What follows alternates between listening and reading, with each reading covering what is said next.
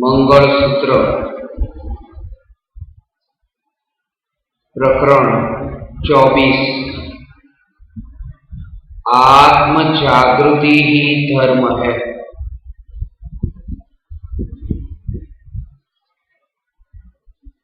यदि मुझे एक ही शब्द में धर्म का उपदेश देने के लिए कहा जाए तो मैं सिर्फ इतना ही कहूंगा कि जागो। जब आंख खुलती है तब हम उठते हैं, परंतु जब दृष्टि खुलती है तब हम जागते हैं। मैं न्यायक हूं, ऐसी जागृति ही धर्म है और बेहोशी ही अधर्म है। यदि मोक्ष पाना अंतिम कदम है तो मुमुक्षु होना पहला कदम है। आत्म जागृति ही मुमुक्षु का प्रमुख लक्षण है। यद्यपि ज्ञानी को ही प्रति समय स्वयं की परिपूर्णता और स्वभाव की जागृति बनी रहती है, वे जागृत है कि चैतन्य की सत्ता के बाहर कहीं भी मेरी सत्ता नहीं है। स्वयं की सत्ता की जागृति का नाम ही तो धर्म है। जैसे मिठास के बाहर कहीं भी गुड़ की सत्ता नहीं है, ऐसे ही चैतन्य रस के बाहर कहीं भी मेरी सत्ता नहीं है। मैं भगवान आत्मा अमेरिका में नहीं हूं, ऐसे ही भारत में भी नहीं हूं। जैसे मैं अन्य शरीर में नहीं हूं, ऐसे ही मैं इस शरीर में भी नहीं हूं।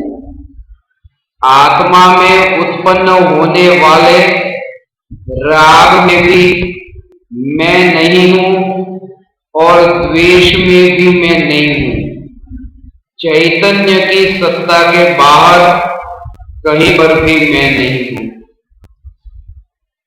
जैसे आप अपने घर में बैठकर खिड़की से बाहर एक पक्षी को दाना चुगते देखते हो, ऐसे ही मैं भगवान आत्मा अपने चैतन्य महल से बाहर गया ही नहीं हूं।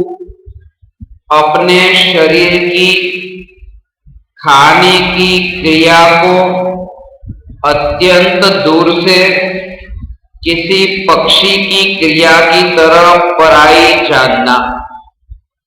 जैसे गंगा नदी हिमालय से बहकर बंगाल तक पहुंचती है और आप अपने महल में विराजमान हैं, ऐसे ही मोह को हिमालय और पेट को बंगाल जानो।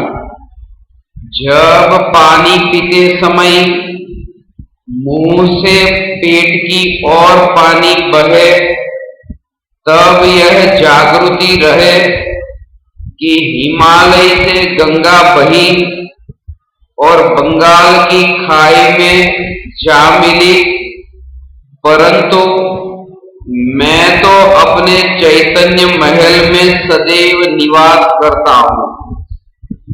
मैं चैतन्य तत्व सोता बैठता उठता नहीं हूं, खाता पीता नहीं हूं। मैं तो ज्ञान मात्र हूं। जिस जीव का चलना फिरना चैतन्यमय हो गया, वह व्यर्थ के विकल्पों के कोलाहल को कदापि अपना स्वरूप मानता ही नहीं है। कदम कदम पर जागृति बनी रहे। जब चलते समय जैसे ही कदम आगे बढ़े, तब जागृति बनी रहे कि मैं चैतन्य स्वभावी भगवान आत्मा तो अपने चैतन्य पने में ही टिककर रहने वाला तत्व हूं।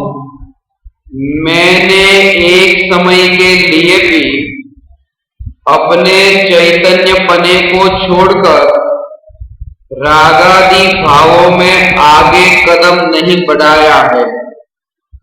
ऐसी जागृति पूर्वक जो चलता है, वह जीव सचमुच ही अचल सिद्ध पद की ओर चलता है।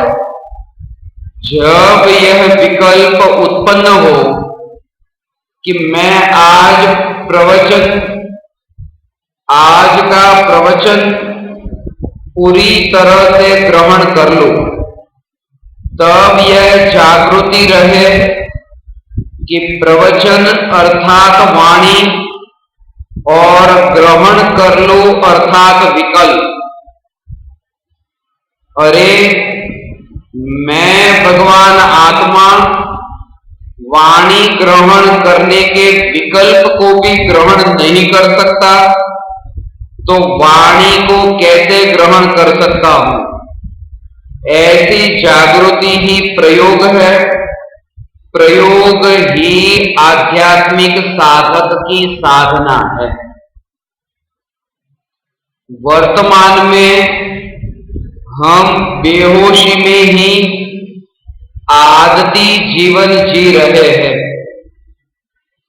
प्रवचन सुनते समय हमें लगता है कि हम प्रवचन का आनंद ले रहे हैं, लेकिन 1 करोड़ रुपये के नुकसान होने के समाचार मिलते ही पता चल जाता है कि प्रवचन में किसका आनंद आ रहा था। यदि 12 बजे भोजन करने की आदत हो और 3 बजे मिले, तो हमारी भूख मर जाती है। 12 बजे की अपेक्षा 3 बजे देरी से भोजन मिलने पर अधिक भोजन करना चाहिए।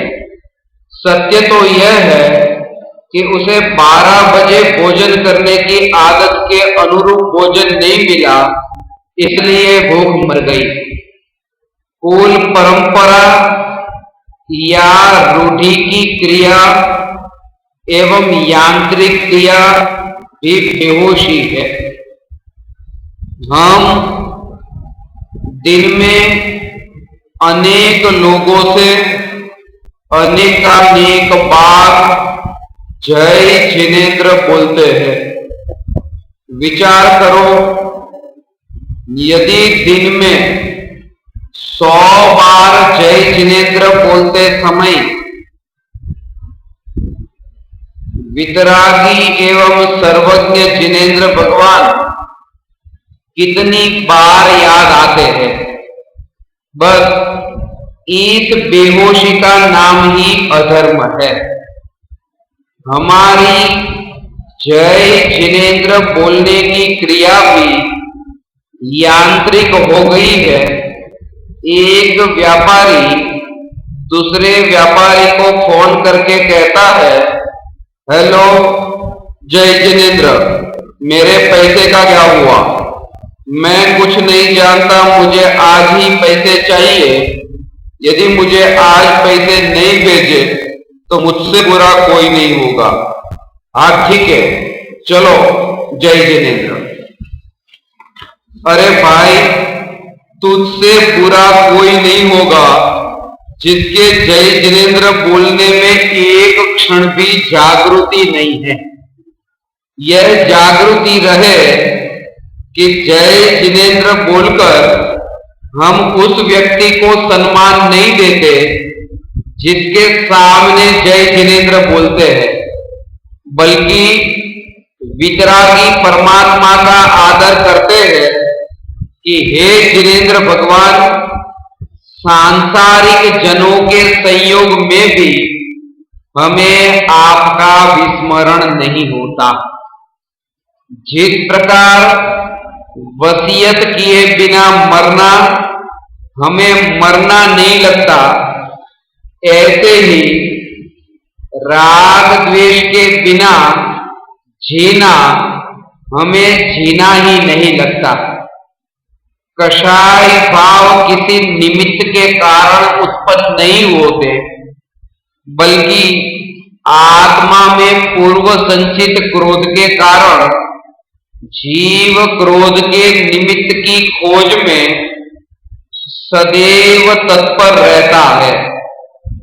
रास्ते पर अकस्मात देखकर एक व्यक्ति घायल करने वाले व्यक्ति का पीछा करता है, परंतु घायल को अस्पताल नहीं पहुंचाता है। वहां दोनों प्रकार की संभावनाएं थी, घायल को अस्पताल पहुंचाना या घायल करने वाले व्यक्ति का पीछा करना और उसकी पिटाई करना। उस व्यक्ति की लड़ाकू वृत्ति के कारण उसने पिटाई करने का रास्ता चुना।